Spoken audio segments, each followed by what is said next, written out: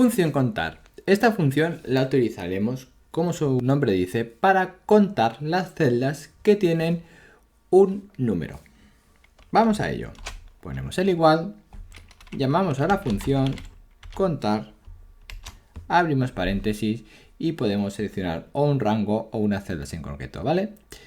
Vamos a seleccionar en este caso hasta aquí, por ejemplo, y cerramos.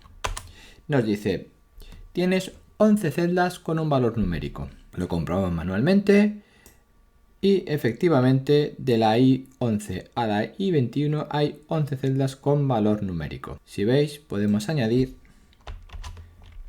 por ejemplo, una celda en concreto que es margen teórico, un 12%, es un número y nos dice que efectivamente nos cuenta todas estas celdas, que son 12 celdas. Si agregamos una celda con un texto o un rango, por ejemplo, vamos a poner comunidad, veis que todo esto no nos cuenta, ya que contar, acordaros que solamente nos cuenta los valores numéricos que tenemos en una celda. Por ejemplo, podemos eliminar un valor numérico y veis que pasa de 12 a 11 a 10, o si pusiera un texto en una de estas celdas, nos sigue contando únicamente los valores numéricos.